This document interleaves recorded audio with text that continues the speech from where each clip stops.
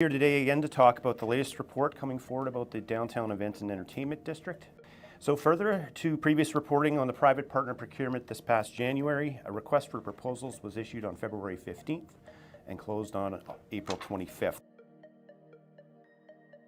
Oakview Group, or OVG, was the highest scoring submission, and negotiations have been ongoing with them since May 15th. Between the upfront capital contribution of $20 million and ongoing revenue projections over the 25-year term of the operating agreement, the total cash flow to the city to support the funding plan is $170 million. Information we've received from OVGs, this is the largest financial commitment they've made in the Canadian market. I think obviously though, we'd always want more, right? They'll be basically a partner with us in the development of the details design components, but their role is primarily as an operating partner for when the new facilities are built. OVG would employ a local economic inclusion policy to maximize economic opportunities for minorities, women, and other disadvantaged business enterprises within its operations and supply chain at the venues. Hamilton would be a good comparator, and they've just gotten into a partnership deal with OVG as well to renovate their downtown arena. Other ones that would be ones to look at would be Baltimore, Savannah, Georgia would be another example. Its primary economic impact to the city, the region, and the province is actually as a concert venue. So while we don't have a pro sports team, we're playing with the big boys. We're on the map with Live Nation, and we're able to attract the attention of an international company as a partner to bring us significant financial investment to the city because of where we are. So we don't want to lose this amenity for the city, right? The ability to be the destination for concerts in Saskatchewan. The convention center is an expansion of TCU Place, and the arena will be new and replace SaskTel Center. Yeah.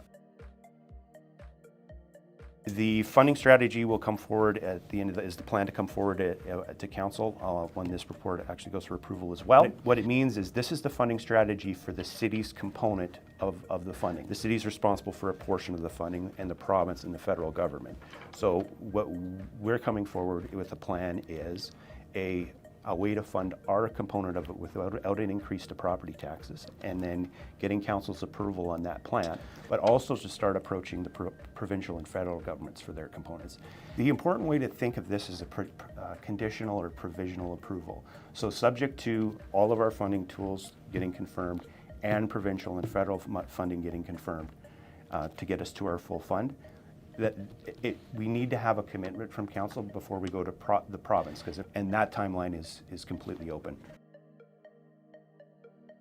We're working as diligently as possible to make this happen pretty quickly. We don't have a timeline for when the new arena would be built. Even if we had all the funding in place today, it would likely be 5 to 6 years of construction because of how we have to stage the construction. So we need to build a new parkade to replace the surface parking lot at the North Midtown lot before we can start building the arena. So and then you need a year of design, so that's probably 2 years before you can start construction of the arena, and then 24 to 36 months for the arena. So you're talking 5 to 6 years-ish, best case scenario. The funding plan, when it comes forward, will list all of the revenues we expect from the different sources of funding: accommodation surcharge, ticket surcharge, partnership, parking revenues from the new parkade, and then present that as a total, and then compare that with the total project cost, so you can see what percentage the city is carrying. The goal is to be in the 25 to 33% is typically what we're funding through grant programs. It's $170 million we won't need from property taxes to support the project. That's point blank what it is. That's what our report at the end of the month will show is how we'll generate our sufficient funds without an increase to property tax. Yeah.